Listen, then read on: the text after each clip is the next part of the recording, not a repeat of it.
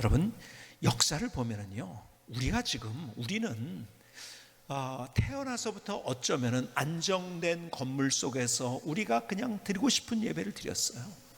그런데요, 기독교 초기 한 250년, 2세기를 걸쳐서 초대 교인들은요, 제대로 모일 곳이 제대로 없었습니다. 가정에서 물론 모였지만 가정에서도 피해서 들판으로 가기도 하고, 그리고 지하로도 가고, 그리고 카타콤이라고 하는 묘지, 여러분들이 너무 잘 아시죠? 그 속에 들어가서 예배를 드리기도 하고, 지금 우리처럼 그런 예배당 속에서 예배를 드리지 못했던 수많은 세월들이 있었고 수많은 역사들이 있었어요. 그런데 우리는 그냥 예배를 예배는 예배당에서 이렇게 드리는 거지, 그리고 드렸는데 어느새 코로나라는 것이 우리 앞에 다가오게 됐고, 그리고 그것으로 말미암아 우리가 함께 예배 드리지 못하는 그런 상황 속에 있어요. 그렇다면 다시 우리가 어떤 예배를 하나님 앞에 드려야 될 것인가? 저는 예배에 관한 이야기를 계속 여러분에게 드렸지만은, 예배를 다시 이렇게 한번 정리를 해봤어요. 예배는 인격적으로 하나님을 만나는 은혜의 출발점이다. 제가 이제까지 설교한 내용을 가지고 제 나름대로의 하나의 또 정의를 만들어 봤는데, 예배는 인격적으로, 다른 어떤 종교의 기계적인 신이 아니에요. 우리를 사랑하시는, 우리에게 자유의 의지를 주시고 우리를 사랑하되 목숨까지 주고 사랑하시는 그 주님, 그게 인격적으로 우리를 사랑하셨어요. 그래서 인격적으로 주님 앞에 반응해서 그 하나님을 만난다는 거예요. 예배는 만남의 시간입니다. 무슨 얘기인가? C가 아니에요. 영어로 얘기한다면 C가 아니고, 예배는 meet입니다. 만나는 거예요. 근데 정말 내가 그 만나는 예배를 드리는, 그래서 예배는 인격적으로 하나님을 만나는 은혜의 출발점, 하나님의 은혜를 경험할 수 있는 출발점이 바로 예배인 거예요. 그렇기 때문에 우리에게 예배는 너무 소중한 거예요. 어떻게 예배를 드리든지 진짜 우리가 예배를 제대로 드리고 있는가? 그런데요, 예배를 어떻게 드려야 될 것인가에 관해서 시편 100편에서는요 우리에게 구체적인 이야기를 해주고 있어요. 그런데 그 중에 이러한 말씀을 우리에게 주시는데요, 2절에 보니까 이렇게 말씀해요. 기쁨으로 여호와를 섬기며 노래하면서 그의 앞에 나갈지어다. 성경을 보다 보니까요, 예배를 드릴 때 우리가 기쁨으로 예배를 드리라는 말씀을 우리에게 주고 계시더라고요. 계속 반복적으로 많은 구절 속에서 기쁨으로 여호와를 섬기며 노래하며 그 앞에 나갈지어다. 기쁨으로 예배를 드리라는 거예요. 그렇다면 기쁨으로 예배를 드리는 것이 무엇일까? 하나님의 말씀 앞에서 무릎 꿇는 마음으로, 하나님이 이 말씀이 무슨 말씀인가요? 제가 질문하면서 하나님의 말씀을 읽고 있을 때 하나님께서 제 안에 깨닫게 하신 것이 있었어요. 그것은 무엇인가? 오늘 설교의 제목처럼 이런 질문을 내게 해 주셨어요. 예배가 의무인가 권리인가? 우리의 드리는 예배는, 이것이 의무인가 권리인가? 여러분, 예배를 그냥 드리지 말고 우리가 해야 될 질문이 있는데, 정말 중요한 질문, 이걸 제대로 우리가 답을 하면은 우리가 온전한 예배를 드릴 수 있다고 생각이 돼요. 예배가 의무입니까 권리입니까? 결론부터 말씀드리겠습니다. 권리를 누리기 위해서 하나님께서 우리에게 의무를 주셨습니다. 여러분, 예배는 우리에게 얼마나 소중한 것인가요? 예배를 통해서 하나님을 만나는 거예요. 예배를 통해서 내가 하나님을 어떻게 만날 수 있는가를 깨닫게 되고, 내 일상 속에서 또 하나님을 만나는 삶을 살아가는 거예요. 예배부터 시작하는 거예요. 지난주에 말씀드린 것처럼 우리의 삶은 예배부터 시작인 거예요. 왜? 은혜의 출발점이기 때문에. 예배 속에서 하나님의 사랑을 깨닫고 치유를 경험하고 회복을, 하나님의 전광석과 같은 음성을 듣기도 하고, 내 몸을 감싸주신 하나님, 온몸을 뜨겁게 하신 하나님, 나를 치유하신 하나님, 예배 드리다가 하나님께서 저를 이 육적인 것까지 치유해 주신, 온몸이 뜨거워지면서 그런 경험을 하기도 했어요. 여러분, 예배는요 누리는 거예요. 하나님을 누리는 게 예배예요. 그것이 우리의 권리예요. 그런데 그것을 할 수 있기 위해서 의무를 주셨다는 거예요. 자, 성경으로 가볼까요? 이렇게 말씀합니다. 예레미야 2장 11절에 이렇게 말씀합니다.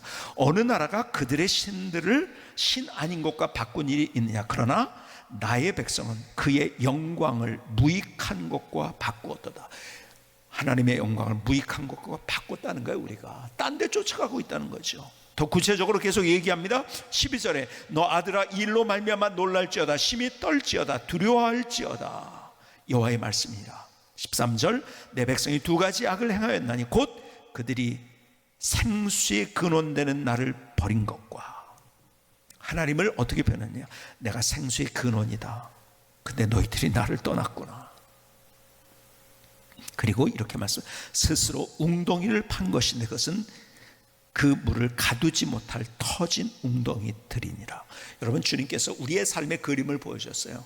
하나님이 생수의 근원이 되시는데 우리는 딴 데 가서 웅덩이를 파고 있다는 거예요. 근데 그 웅덩이가 어떤 웅덩이예요? 터질 웅덩이라는 거죠. 터질 웅덩이. 바보 같은 짓 하고 있다는 거죠.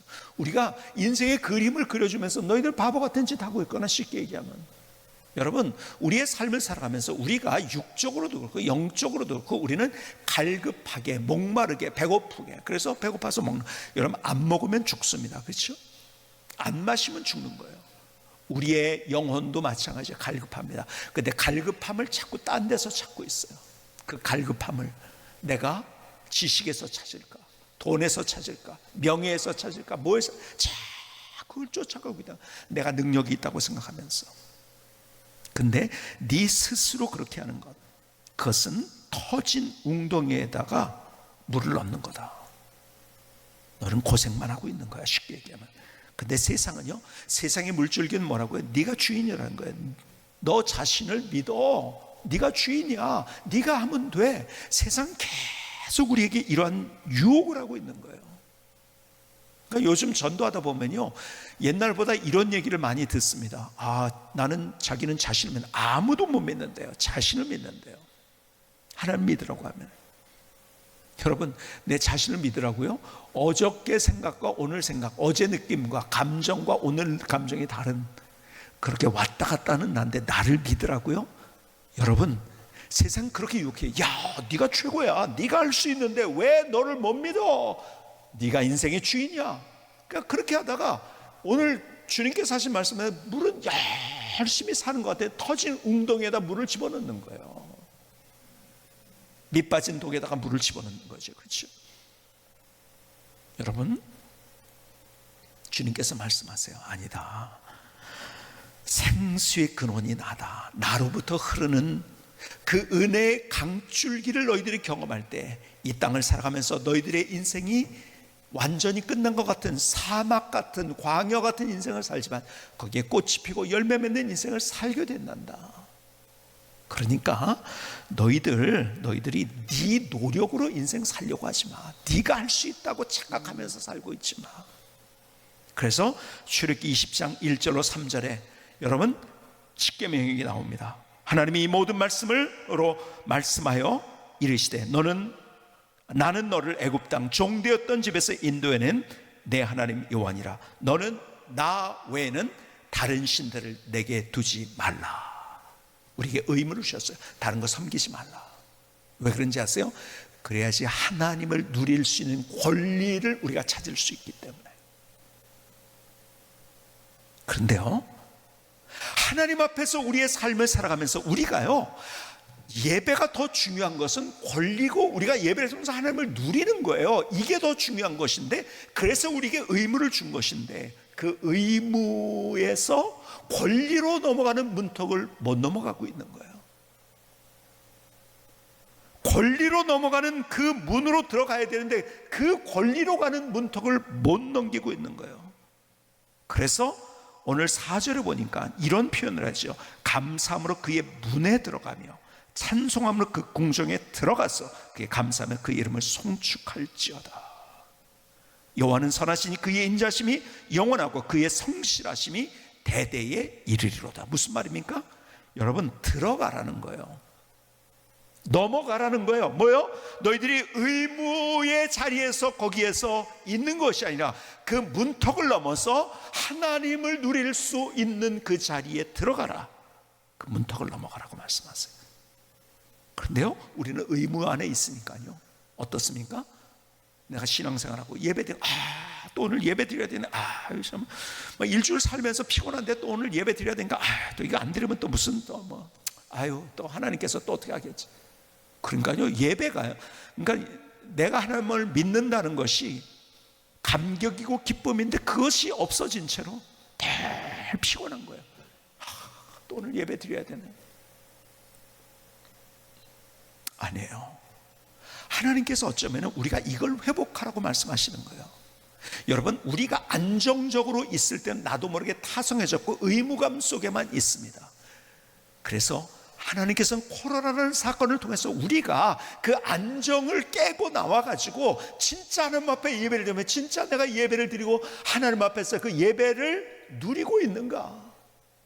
자, 보세요. 초기 기독교에, 여러분 구약시대 또 마찬가지죠. 구약시대 때 하나님께서 하나님의 임재가 있는 성전 하나님이 세우셨어요. 다윗을 통해 세우셨어요. 그렇죠? 그 다윗 성전.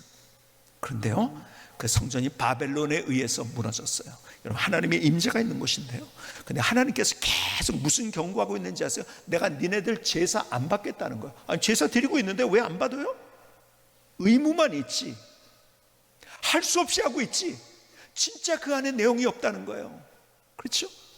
그래서 성전을 부셔버린 거예요. 여러분, 그러고 나가지고 그들이 이거 하나님의 마음이 이거구나, 그제서야 깨닫고 그발강가에 앉아서 눈물로 예배를 드렸던 거예요. 그들이 성전이 무너진 채.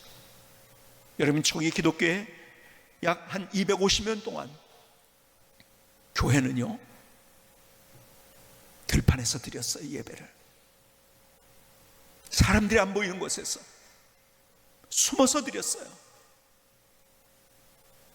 여러분, 우리들의 무덤과는 유럽 쪽의 무덤이 다르니까요, 그 무덤 속에 들어갈 수 있잖아요. 그 무덤 속에 들어가서 그들이 예배를 드렸어요. 근데 거기에서 하나님을 누린 거예요. 하나님을 만난 거예요.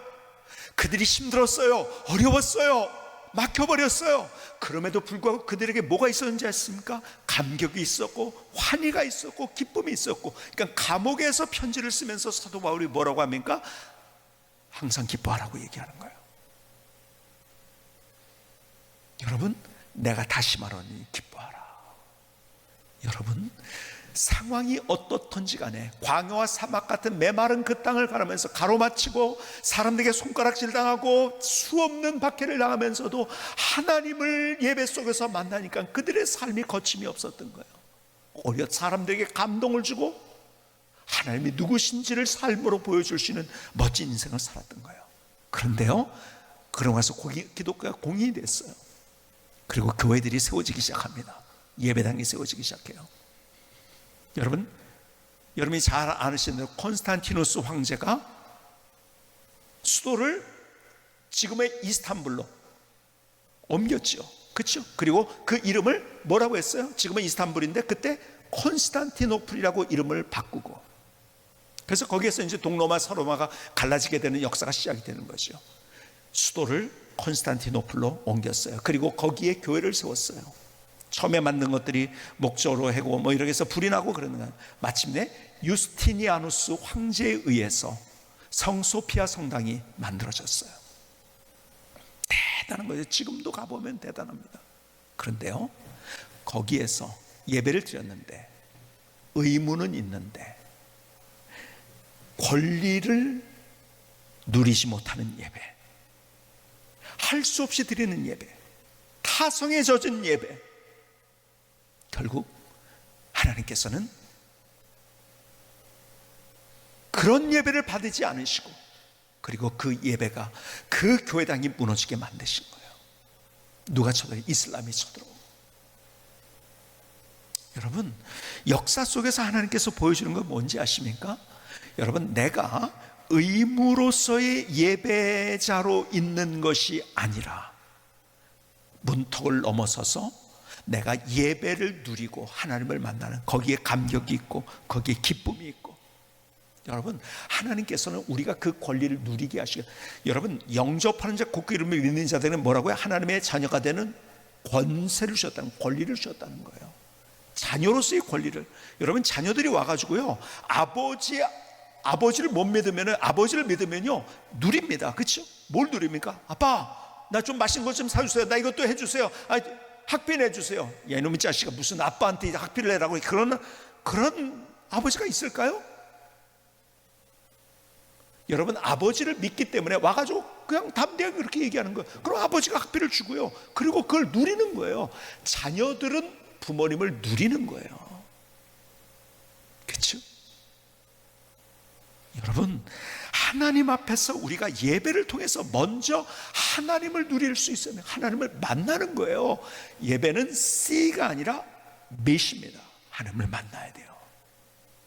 내게 말씀하신 하나님, 내 아픈 상처를 만져주신 하나님. 여러분, 세상 사람들이요, 내가 가지고 있는 상처가 뭔지 나를, 여러분, 어쩌면 내 가장 옆에 있는 사람도 몰라요. 근데 그걸 아시는 하나님, 예배 속에서 그것을 만지시는 하나님, 내가 너무 기뻐요. 막 뭐 좋은 일이 있어가지고. 근데 그 기쁨을 100% 같이 이해할 수 있는 사람이 있을까요? 없어요. 근데 하나님은 그걸 아신다는 거예요. 내가 너무 기뻐할 때, 너무 아파할 때, 이 모든 것들까지 아시는 하나님, 그 하나님이 나를 만지시고 나를 아시고, 힘들 때, 넘어져 있을 때 나의 손을 잡고 일으켜 주신 하나님, 나를 회복시켜 주신 하나님.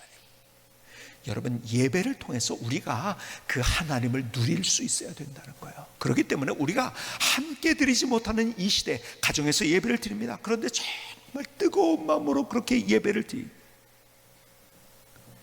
하나님을 만나는 예배. 여러분, 예배는 권리예요.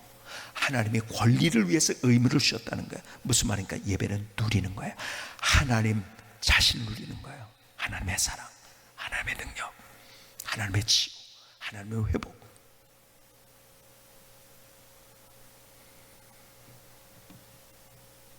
여러분, 그런 예배가 우리 안에 있어야지. 기쁨으로 예배 드린다는 것이, 거기에 든가 하나님을 만나니까요, 세상에서는요, 사도 바울처럼요, 답답한 일이 있어요. 매도 맞아요.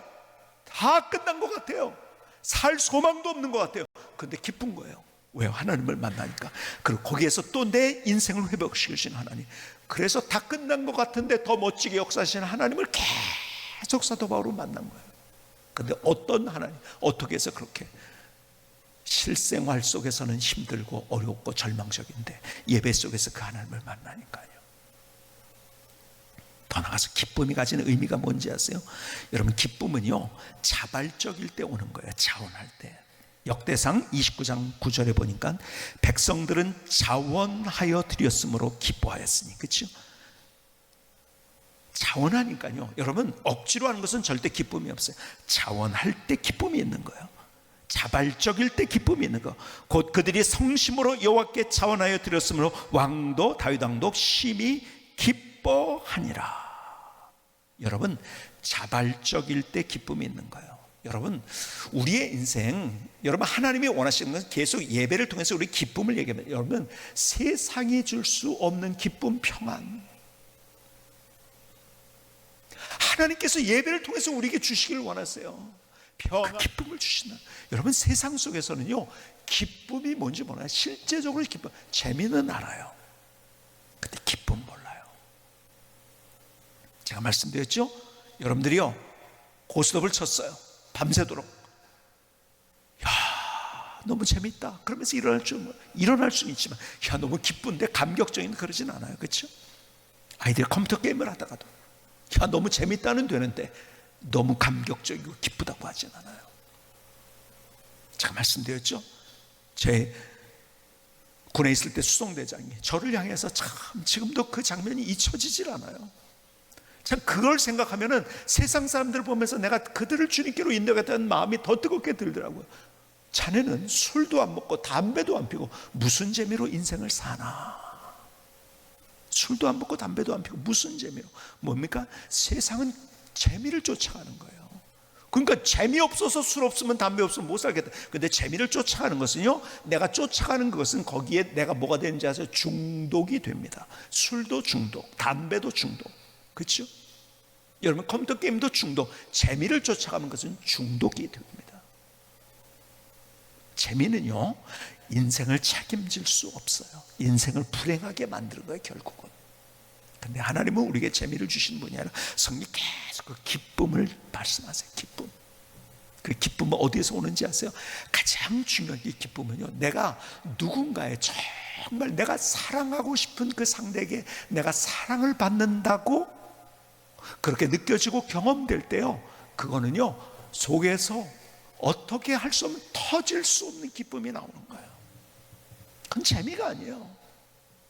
여러분, 예배를 통해서 우리가 하나님 앞에 하나님의 사랑이 무엇인지를 알고 내가 그냥 하나님의 사랑이 그것이 아니라 나도 자원하는 마음, 하나님, 나도 주님 앞에 사랑을 드립니다, 내가 고백하면서 그렇게 하나님을 만날 때 그건 기쁨이 있는 거예요.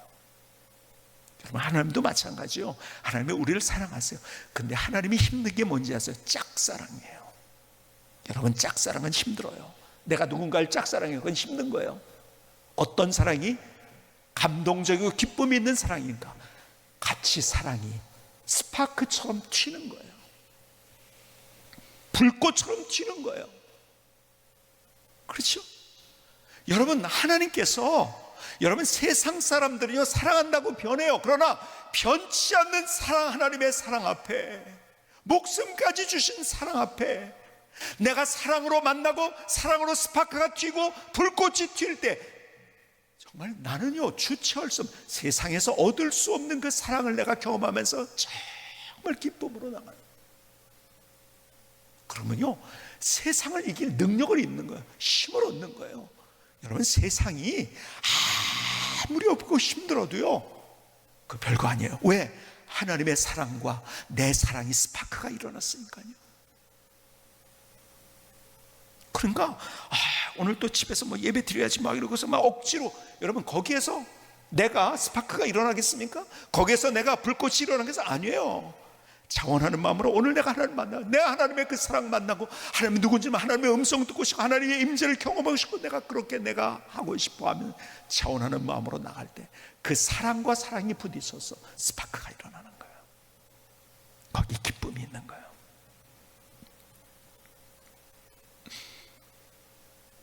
오늘 그런 예배를 드려야 돼요. 어쩌면 우리가 함께 모일 수 없는 이 상황 속에서 더 그렇게 우리가 주님 앞에 나가는 거예요. 더 주님 앞에.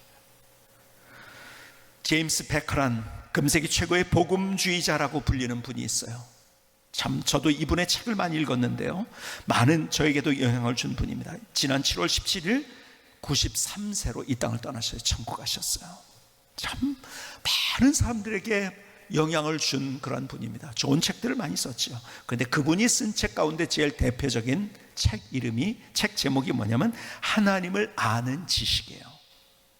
근데요, 이 하나님을 아는 지식 하니까요 딱딱한 것 같죠. 딱딱한 어떤 knowledge, 지식을 얘기하는 게, 이것을 영어로 얘기하면 knowing God이라고 합니다. 책 제목이 knowing God이에요. 근데 이 책에서 이분이 하는 말이 뭐냐면 이 두 가지를 구분할 수 있어야 되는 거예요. knowing God과 그 다음에 knowing about God을 구분을 해야 된다는 거예요. knowing God과 knowing about God. 우리는 그런데 너무 많이 knowing about God, 하나님에 관해 알고 있다는, 무슨 말인지 아세요? 명제적이고 정보적인 지식을 가지고 있다는 거예요. 하나님에 대해서 내가 체험되지 않은 그냥 지식. 그런데 knowing God은 무엇인가? 인격적으로, 관계적으로, 체험적으로 하나님을 안다는 거예요. 여러분, 우리가 knowing about God이 되면 안 돼요. knowing God이 돼야 돼요. 하나님을 인격적으로, 관계적으로, 체험적으로 우리가 만나는 거예요. 그래서 그분이 하는 얘기 가운데 하나님에 대한 지식을 이렇게 표현합니다. 이런 게 not general knowledge, not general knowledge, but personal knowledge. personal, 인격적인 지식.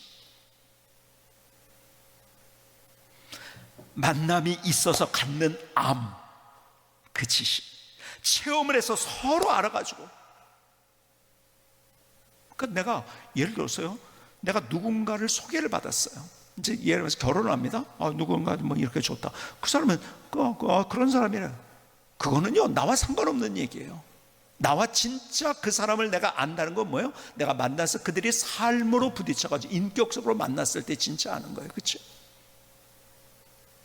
근데 나는 지금 하나님을 그냥 소개받고 있는 지식으로 알고 있지 않은가? 아니에요. 내가 만나는, 앞서 제가 말씀드렸어요. 예배가 만남이라고 했어요. 그 만남으로 아는, 그리고 인격적으로, 관계적으로, 체험적으로 아는 하나님. 그런데 그 하나님, 어떻게 knowing about God에서 우리가 knowing God으로 갈 수 있는가? 예배를 통해서요. 여기서부터 하나님을 만날 때, 그렇게 만날 때 우리는 우리의 삶의 구석구석에서 그 하나님을 또 경험하는 거예요. 그래서 예배가 중요한 거고, 지난주에 말씀드린 것처럼 예배가 마지막이 아니라 예배가 시작이라고 여러분이 말씀드린 거예요. 이제 우리의 삶 속에서 우리의 예배가 의무로 드리는 예배의 문턱을 넘어서서 이제 어디로 들어가야 되는가? 권리로 내가 누리는 예배, 하나님의 임재를 경험하는 예배. 하나님이 나에게 모든 것, 자녀를 사랑하기 때문에 자녀에게 모든 걸 다 주고 싶어요. 그 하나님을 만날 수 있는, 체험할 수 있는 권세, 권리를 우리에게 주셨어요. 그걸 누릴 때 우리의 삶 속에서 다른 인생을 살아갈 수 있어요. 이 놀라운 은혜가 우리의 삶 속에 나타날 수 있기를 주님의 이름으로 축복합니다.